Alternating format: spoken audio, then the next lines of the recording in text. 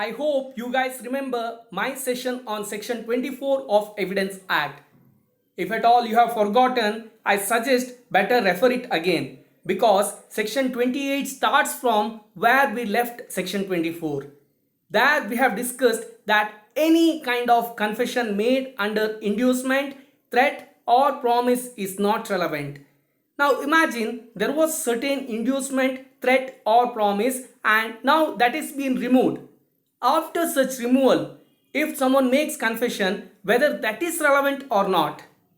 Hey guys, welcome to my legal classes. This is Ganesh Pujari and in the series of Evidence Act, we were discussing chapter 2 which is all about relevancy of facts covering from section 5 to 55. Here I am going to cover section 28 which is all about confession made after removal of impression caused by inducement, threat or promise relevant. Why to waste time? Let's get into the first slide.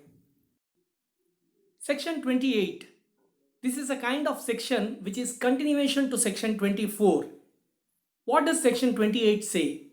It discusses about confession made after removal of impression caused by inducement, threat or promise relevant.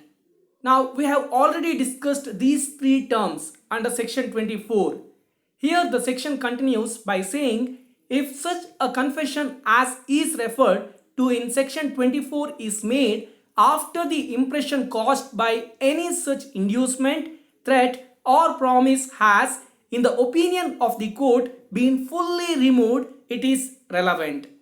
The only continuation here is once after removing any kind of inducement, threat or promise.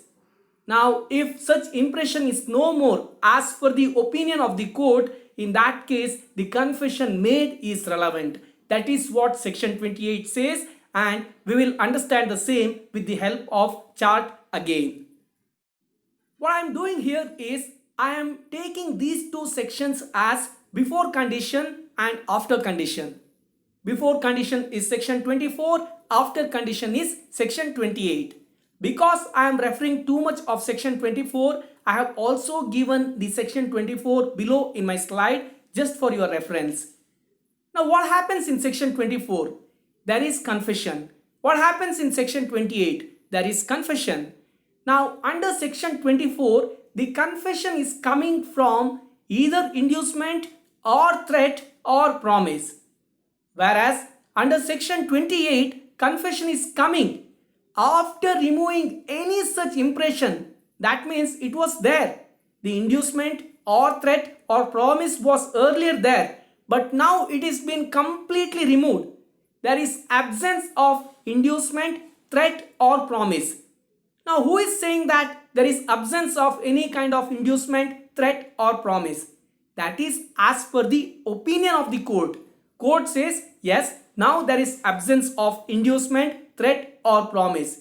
In such case, the confession made is relevant. That is all about section 28.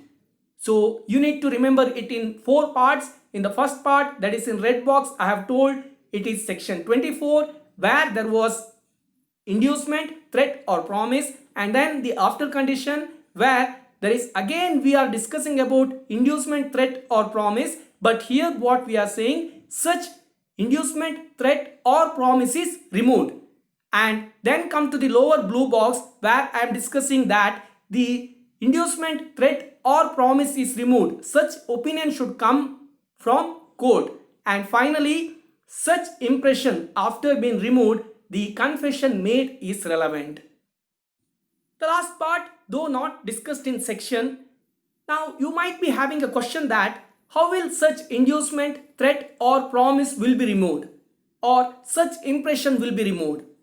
Now it can be via 3 different opportunities. One, time lapse. For example, somebody has threatened but it is a long time back. Now it is not relevant. In that case, time lapse can be one of the reason which reduces or which completely removes the impression of any kind of inducement, threat or promise.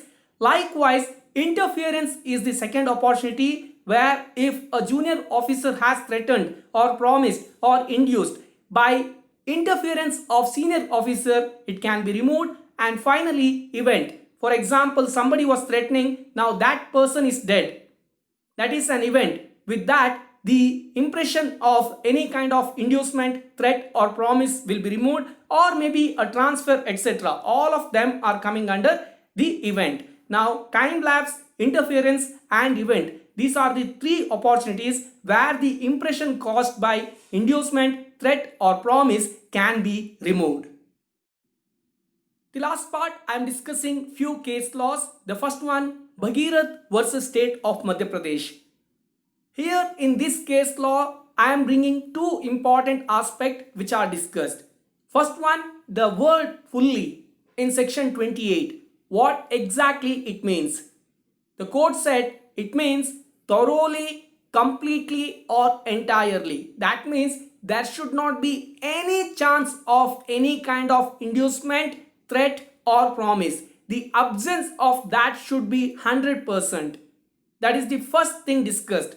They are also saying if there is a threat by police and if the person is making confession and the whistle from the police can also threaten him, to that extent it is not relevant. Only when it is thoroughly removed or completely removed or entirely removed, then it will be considered as there is no threat which is fully removed. Only then it will become relevant. On the other hand, it also said that once there is inducement, threat or promise which has been considered under section 24, it is always presumed that such inducement, threat or promise is continued. And if someone is saying, for example, prosecution, if it is saying that there is absence of inducement, threat or promise, they have to ensure that it is completely proved. Now the second point I have given in red font because the same was discussed in another case law, that is Shobha Paramkachi versus the State of Madhya Pradesh.